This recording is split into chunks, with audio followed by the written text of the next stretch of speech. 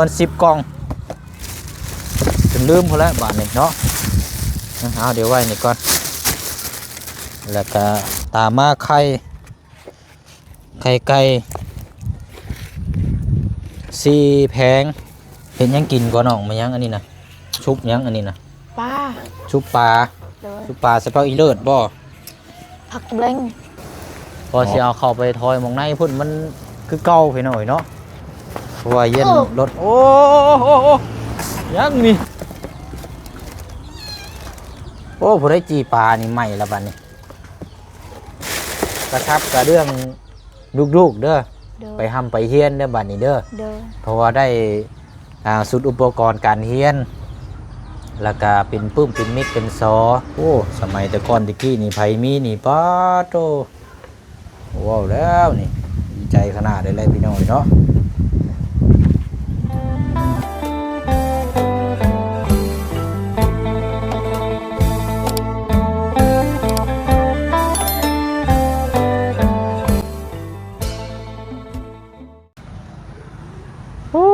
เนาะเป็นนี่ไหนดิมาแล้วบ่พี่น้อยเนาะซ่อนปูซ่อนปลาปูปลาหน้าหอยคันบ่มาบัดนี้ก็แกเมื่อห้องเพิ่นแล้วบาดนี่เพราะว่ามันสิค่ำมืดแล้วพี่น้อยเนาะฟ้าฝนก็คึมมาเลยโอ้มีหยังนี่เอาเนาะพี่น้อยเนาะมาต่อกันหลังจากคลิปที่แล้วก็ได้เอาสุดอุปกรณ์การเฮียนไปให้ทางน้องคอนเนาะแต่ว่าทางน้องทอนนี่บ่อยู่พี่น้องเนาะแล้วก็พร้อมเสื้อผ้าทางน้องสอนเฮานำเนาะใต้รถจักรอีห้างเราเนาะพี่น้องเนาะก็เป็นปัจจัยทางแม่แก้วแล้วก็ทางพี่เจนเด้อเนาะซึ่งแม่นเครื่องคองอยู่นี่กับแม่นบ่เลยอันนี้กับพี่น้องจากทางแม่แก้วแล้วก็ทางพี่เจนอีกรอบนึงเนาะพี่น้องเนาะฝากความพี่น้องคิดถึงมาทางน้องอ่อนแม่ลูกซี่เนาะอ๋อมีหยังน่ะอองหยังกูเรียกแท้น่ะเข้าอ๋อคนเข้าพูดดีๆอันนี้เนาะเนาะเอาเนาะกราบทักทายสบายดีและสวัสดีพ่อแม่พี่น้องเบิดสุขุสุคนเด้อพี่น้องเนาะพบเจอกันอีกคือเก่าคือเดิมพี่น้อยเนาะเอาเดี๋ยวสิได้รบกวนทั้งน้องซอนนี่แหละพี่น้อง50 กิโลแต่ว่าอยู่เฮือนทั้งน้องเพิ่นก็ยังอยู่พี่น้องประมาณยังอยู่สอบหนึ่งแต่ว่าทางแม่เพิ่นว่าให้ซื้อมาเพิ่มอีกเลยเนาะแล้วก็ตามมานี่แม่นตัวนี้แล้วนักสุดแน่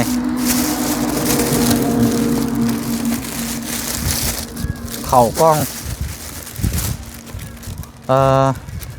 จะกล้องอะไรพี่น้อยกล้องผสมประสานกับน้ำมีอยู่จำนวน10 กล้องจนลืมพอแล้วบาทนี่เนาะเอาเดี๋ยวไว้นี่ก่อนโอเคเอาแล้วก็ตามมาไข่ไก่4 แผงเพราะว่าทั้งลูกเราไปโรงเรียนนั่นแหละพี่น้อยเนาะแล้วก็ตัวนี้น้ำมีขนมปลากระป๋องเนาะมีแต่แนวอยู่ในกินนี่แหละพี่น้อยเนาะไปบัดนี้เดี๋ยวเขาอันนั้นก่อนเดี๋ยวไปเชียงย่างไปอันนี้ก่อนเด้อล่ะเด้อเจ้าอยู่นี่ถ่าเด้อเบิ่งเครื่องของอยู่นี่เด้อเดี๋ยวไปเชียงสิไปเบิ่งก่อนเรามาแล้วบ่ดูว่าจังใดเนาะทางน้องอ่อนเนาะเดี๋ยวจังมาเด้อโอ้ยเอาสบายดีก่อนเนาะสบายดีเด้อโอเคเอาเดี๋ยวเผาเบิ่งเครื่องก่อนเด้อล่ะเด้อเดี๋ยวจังมาแล้วก็จังอันนี้ไปพี่น้องเนาะเดี๋ยวไปต่อกันเป็นไรเพื่อนแล้วคนละ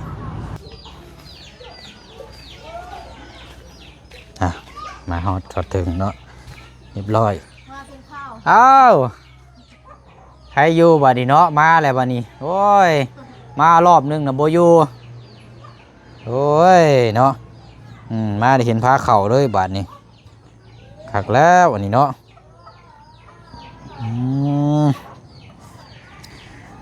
เอาเบิ่งนำกันพี่น้อยเนาะเป็นยังไง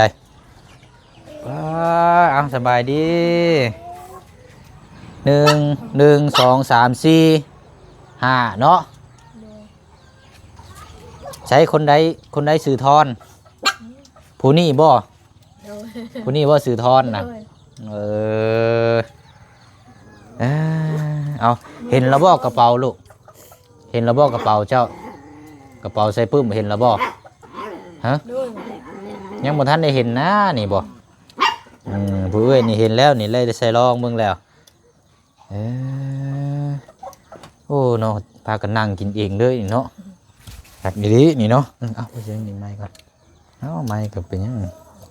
เม็ดลับบ่อันนี้เป็นยังอ่ะ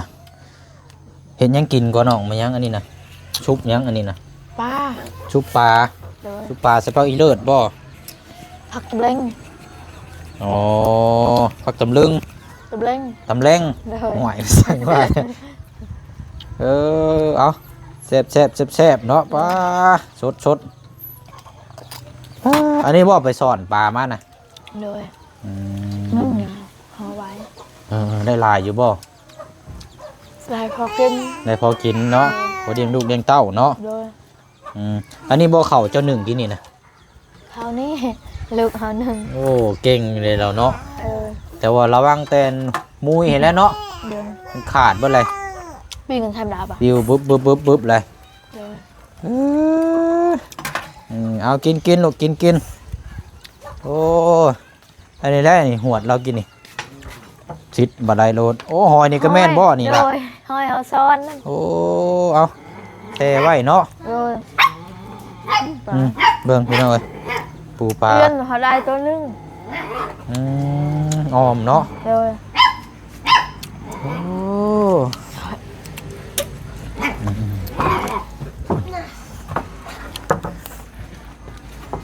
เอา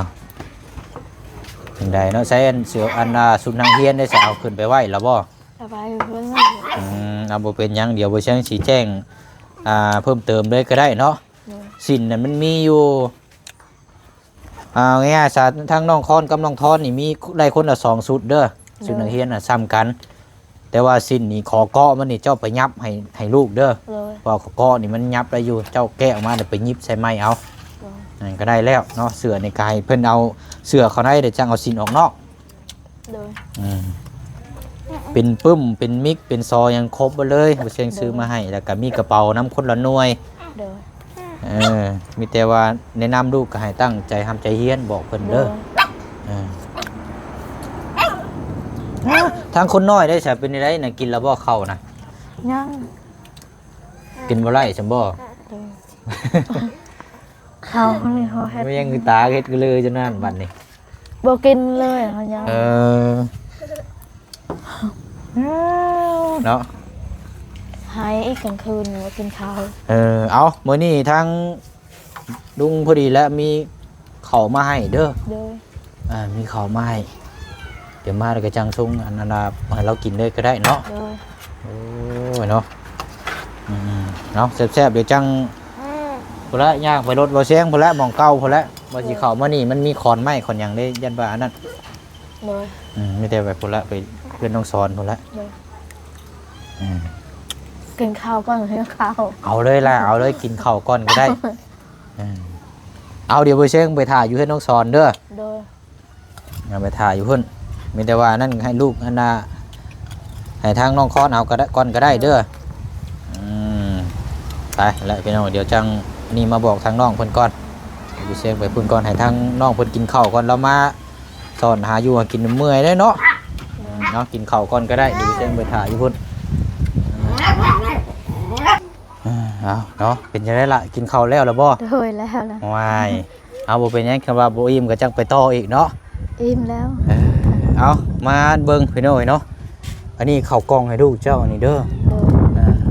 แล้วก็ข้าวสารมาเพิ่มอีก1กระสอบ ด้วย เนาะแล้วก็ตามมานี่อันนี้ใครนี่ทั้งลูกเจ้านี่ถูกใจอยู่ดอกเนาะเพราะว่าเราเฮ็ดเราไปกินง่ายเนาะทั้งน้องพรพี่น้อยแล้วก็มีมาม่านมปลากระป๋องเนาะ ด้วย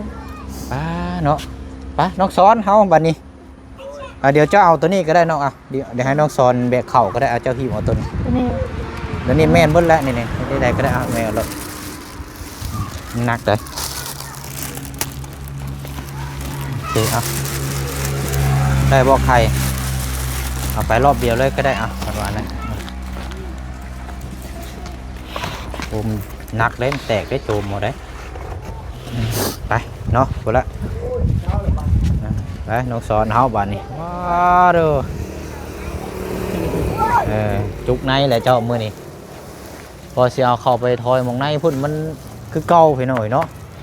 เพราะว่าเย็นรถโอ้โหยังนี่โอ้ยเนาะบ่ละอย่าช่วงนี้คือบ่มีแห้งอยู่ บ่มีแห้งบ่ช่วงนี้ มาเลยดึงฉันไปเลยมาเลยพอดึงฉันไปเลยไปละ บ่ค่อยมีเหือมีแห้งเนาะ ต้องเอาไปหมักกระจาย เอาอันนี้ก็50โลนี่600,000กีบพี่น้องข้าวสารอาหารแห้งเอาอยู่ร่วมก่อนก็ได้แล้วจังให้เพิ่นอันนี้ขึ้นเพราะว่าจะแจงก่อนเอาลงหม้อเก่าคือเก่าหั่นแหละย้ำเอาลูกย้ำเอาเ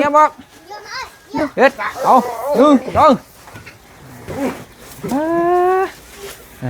เอาเห็ดหมุนมาอยู่น้องช้อนเจ้าหมุนเห็ดหมุนมาตรงๆอยู่ข้าวสาร ดู หมุนลายยาวเอานั่นแหละ พอดึงฉันไปเลยไปละ ไปบ้านนี้เอาจับกล้องให้คอยเจ้าเอาลูกเอานั่งจะบีดูละนั่งจะบีเซฟไปใส่เบิร์ดล่ะ พาน้องไปลิ้น เอาบ่เป็นยังเนาะไปพุ่นก็ได้เศร้าเราว่าเป็นไข่พวกนี้นะ เช้าน้อย เศร้าน้อยนึงเนาะเอานั่งนับก่อนเสร็จเด้อแจ้งอยู่ว่าล่ะ แจ้ง ใช่ยี่ดอกเนาะเอาแต่มื้อนี้ถือว่าโอ้มาเพิ่มอีกกำลังนึงเนาะ เดิน อันนี้ก็ทางแม่เพิ่นได้รับไปชมเบิ่งแล้วมื้อวานนี่แหละพี่น้องเนาะก็ละฝากเงินมาให้ทางผู้เชียงนี่ซื้อเรื่องของมาฝากให้เอาอันนี้จัดไปอันนี้2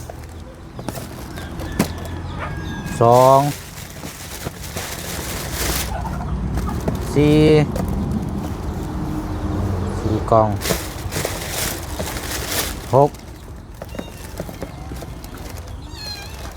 โอ้ผู้ได้จีปลานี่ใหม่ละบัดนี้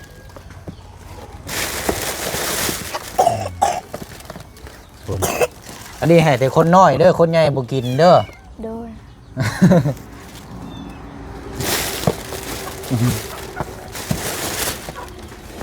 เอานี่แหละนอกจากเป็นข้าวซิลิแลกเป็นข้าวกล้องสำเร็จรูป เดิน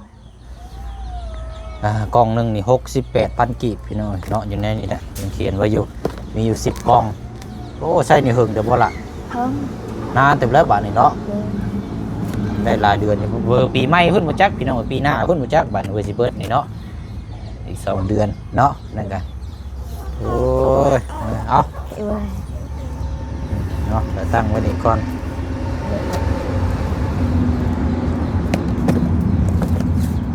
แกะเบิ่งอยู่หามีหยังเนี่ยอยู่ในถุงจะเอามาเบิ่งแล้วแหละแกะมาเรียงเบิ่งนี่ทั้งทั้งเอื้อยกับแม่เพิ่นเบิ่งนํกันเนาะนั่นแหละนั่นปลากระป๋องอันนั้นน่ะ3แม่ครัว3พ่อครัวนี่บ่มีแต่3แม่ครัวเป็นมี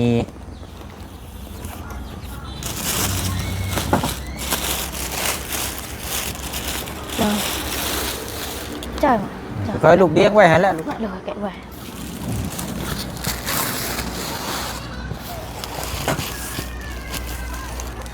เตียงบ่ได้อยู่ใส่ก็ได้ดอกแต่ว่าเห็นน้ำกันเนาะใกล้ๆนี่มีอยู่4แผงเด้อล่ะเด้อ เดิน มีอยู่4แตะมีแต่หน่วยบักใหญ่ๆเลยนี่ เดิน โอ้ยเนาะเป็นจังได๋บัดนี้ดีใจอยู่บ่ โดยดีใจ เพราะว่ารับแบบซี่ก็หลายรอบหลายเทื่อเลยเนาะ เดิน แต่ว่าก็คือว่าในเพิ่นก็สิเบิดแล้วก็ทั้งแม่เพิ่นก็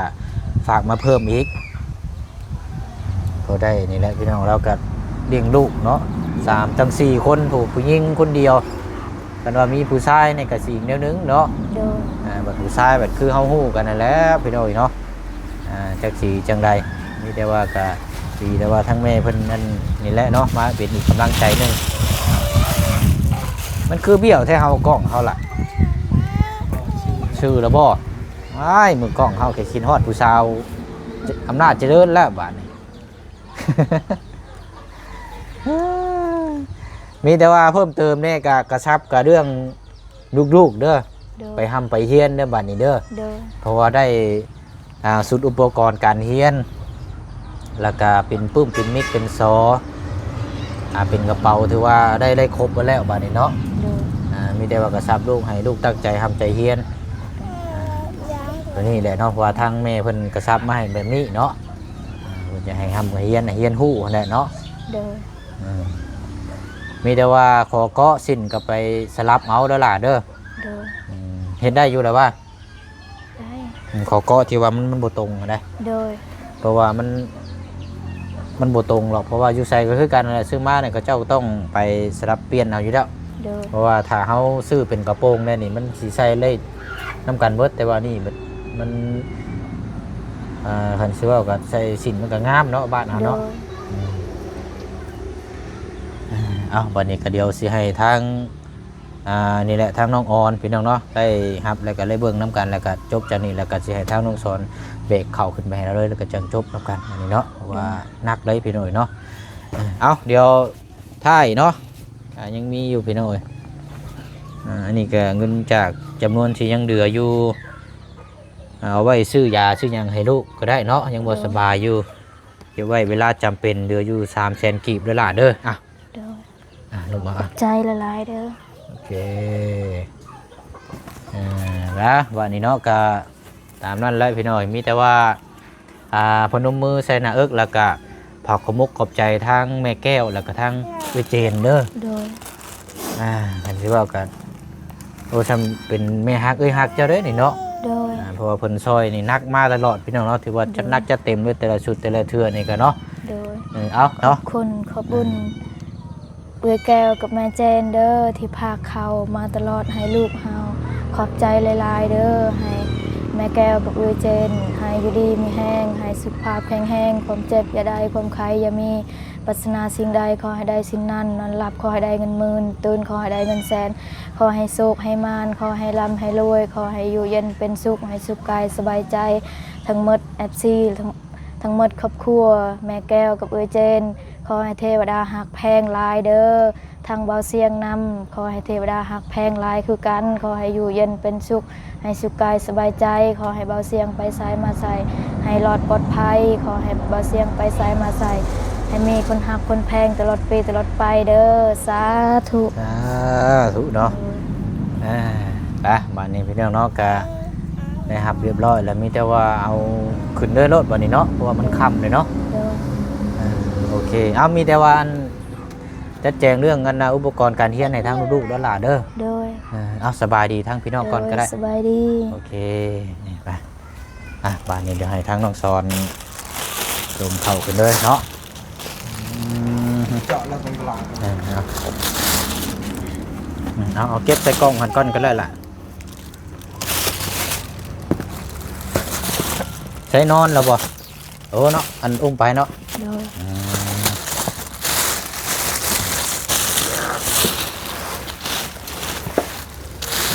เอาไอ้ดอกเนาะเป็นวัยรุ่นอยู่ขายังบ่ทันได้อ่อนดอก ว่าจ้ะ โอ้ก็สิล่มเลย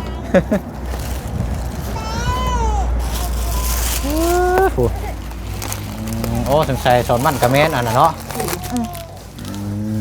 เอาเป็นยัง2 สอบบานนี้เนาะพอดีละกุ้มลายเรือนอยู่ดอกเนาะน้องสอนเนาะเป็นยังกันโตทัดเราเบิ่งได้เด้อบ่นั่นน่ะ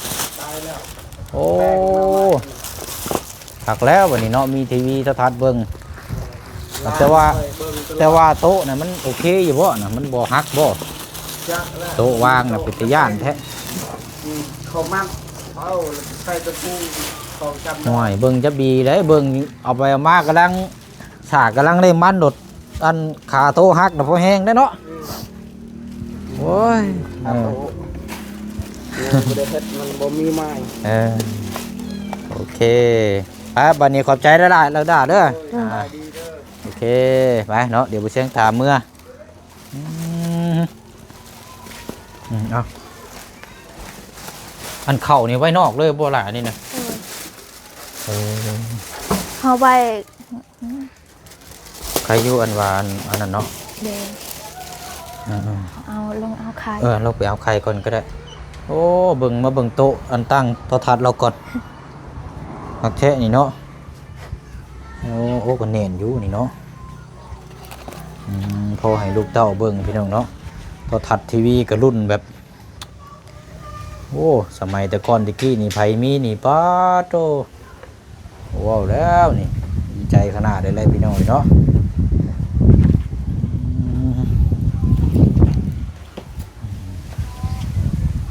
เรียบร้อยบ้านนี้เนาะ โดย แต่ว่าในเฮือนนี่ล็อกไว้อยู่หรือว่าล่ะ โดยเฮาล็อก อันเข่านี่คือบ่เอาเข่าไปไว้ในพุ่นน่ะนะ เฮา ยันว่ามันตกเหียเสียหายมาเนี่ยมันนั่น บ่เราอะ ฮะ บ่ได้เสีย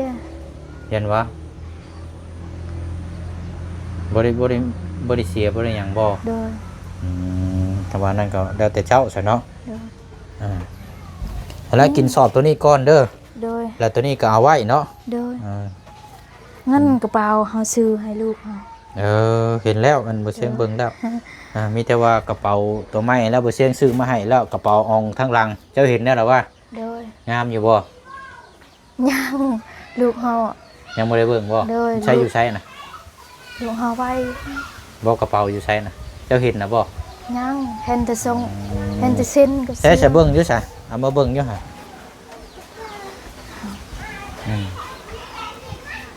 อยู่ใช้ เปิดบ่ได้ เอาเข้าไว้ข้างในพุ่นบ่ โดย เอาไปเอากุญแจมาเบิ่ง ไว้ เนาะ กุญแจ เอาไปเอากุญแจมาเบิ่งก็ได้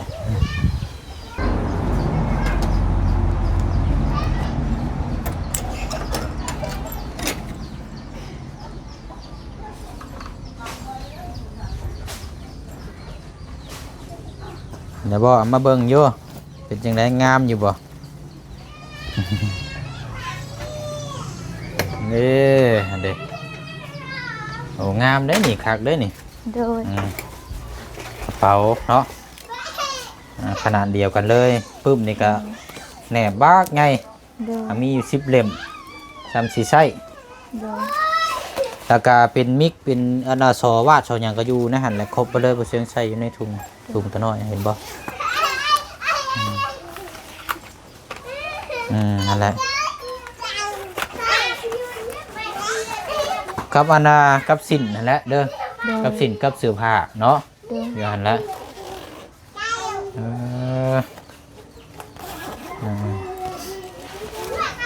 เอาละจัดแจงเบิ่งแล้วล่ะเด้อ โดย ดีใจน้ำเนาะมีแต่ว่ากะไปใส่มาสู้กับเฮือนซานนั่นเป็นก็ล็อกไว้เนาะ โดย มันบ่มีหยังได้นอนได้เสียกูเสียงโดดมีแต่ว่าเขาน้ำถ้าเป็นไปได้เอาเขาไว้ในเฮือนด้วยซะ โดย ในเฮือนเจ้าเต็มอยู่บ่ อืม ในเฮือนเต็มอยู่บ่ในเฮือน บ่ เอาเขาไปไว้ในรถ โดย เอาไปไว้ในรถ เฮาไว้อยู่ข้าง เอา ใน เขาไปไว้ในเวลาเฮาจังมาแล้วเฮาจังเอาออกมาตักใส่ถ้วยเอาเนาะ โดย มันบ่มีหยังในนอนคือซุมื้อนี่เนาะ โดย คนฮักคนแพงก็มีหลายอยู่แต่ว่าคนชั่วนี่ก็มีหลายแต่ว่าเขาบ่ฮู้ว่าจิตใจเขาเจ้าสิเป็นแบบใด โดย เนาะเบิ่งดูแลตัวเอง ผัวเฮาดนแล้วเฮายันผัวเฮาบ่มีข้าวกินเฮาอยู่เฮือน อันใดก็ เฮาคิดฮอดผัวเฮาดนแล้วเฮายันผัวเฮาบ่มีข้าวกิน เฮ็ดจังได๋ซะมันติดต่อบ่ได้เด้ บ่ ติดต่อได้อยู่บ่ บ่ได้ ก็โอ้ยยังหลอกเพิ่นอยู่พุ่นก็มีหรอกเพิ่นดูแลอยู่ดอกเพิ่นเจ้าหน้าที่เพิ่นเบิ่งอยู่ดอกเพิ่นแย่งอยู่ดอก เฮาได้แบบนี้ เออ ยันผัวบ่มีข้าวกินเฮาอยากไปยามเธอหนึง เจ้าเคยไปเทื่อนึงแล้วบ่ บ่ ยังบ่ทันได้ไปเทื่อบ่ เฮาอยากไปยามเธอหนึงอยากส่งให้เขา โอ้ แต่ว่า อย่าเสียงดังลูกอย่าเสียงดัง พับเลิศพับเลิศ เอาสนอเบิ่งวันเวลาก่อนถ้าว่านั่นก็คันว่าโอกาสดีๆถ้าว่าในการเดินทางโอเคก็จังไปเยี่ยมไปยามเราเนาะ โดย จังว่ากันตัวนี้ก็ถ้าว่าเจ้าจะไปมันก็บ่ยากหรอกแต่ว่าค ยา อย มเธอหนึงอยากส่งข้าวสอบหนึงนี่ เข้าไปให้เราเนาะ โดย โอ้ แบบดนแล้วน้องเฮาก็บ่ได้ไปยามเฮายันบ่มีแนวกินนั้น โดยเอาจังไดก็จังว่ากันจังหาแนวทางนั้นก็ดีถ้าว่าเจ้าจะไปเนาะ โดย แต่ว่าหนึ่งมาก็คือว่าในการเดินทางมันก็ใช้จ่ายมันก็ค่อนข้างมันก็สูงอยู่แล้วเนาะ คนในบ้านนี่มายิ้มยำลูกเราเฮาอยากไปน้ำเรา เออ ตั้งอยู่เด้ตั้งกันอยู่ ลูกเราก็ติดคุกคือกัน อยู่หมองเดียวกันหั่นบ่ ต่างกันให้เราให้บักเกมมันไปส่งเดี๋ยวตะเบ้าเอามา เอาก็เนาะจังไดก็บ่เป็นหยังเนาะเป็นกำลังใจให้หลานๆเด้อ โดย มีแต่ว่าบางวันเวลาถ้าว่าเฮาสิได้พบเจอก็เห็นกันคือเก่าหั่นแหละเนาะ โดย เอามื้อนี้ก็ทางผู้เชงนี่มามอบเครื่องของให้เนาะจากทางแม่แก้วทั้งอีเจนนั่นล่ะเด้อ โดย เอาเนาะมีแต่ว่าสิได้เดินทางก่อนบัดนี้จังหวะจังคุยเดี๋ยวมาเยี่ยมยามตามข่าวใหม่ กินข้าวก่อน เอาเลยพักกันกินเลยเนาะเดี๋ยวเอาบ่เชงขอไม้นั่นล่ะเปิดพื้นเปิดไฟเนาะมันมืดเลยไปนั่นแหละเนาะตามนั้นแหละบัดนี้พี่น้อยแป๊บเดียววันเวลานี่ค่ำมืดแล้วเนาะเอากะปกติทางน้องเพิ่นพี่น้อยเนาะเพราะว่ามาเห็นเขาเครื่องคองลายกะกินฮอดปัวเนาะอยากไปเยี่ยมพยามปัวแน่นานแล้วบ่ได้ไปบ่ได้เห็นจักเทื่อว่าซั่นเนาะการระยะในการเดินทางมันก็ใช้เวลาพี่น้องเนาะแล้วก็ในการเดินทางมันก็ต้องมีเงินเนาะใช้จ่ายตัวนี้ก็ต้องมีแน่นอนพี่น้องเนาะเอาจะได้กันนั่นแหละพี่น้อยเป็นกำลังใจให้เนาะสู้ๆนี่ก็ถือว่าจัดหนักจัดเต็มอีกรอบนึงเนาะสำหรับทางน้องอ่อนแม่ดูซีเด้อเนาะขอบมกขอบใจขอบบุญขอบคุณสาธุโมทนาบุญกับทางเมแก้วแล้วก็ทางอีเจนเด้อเนาะ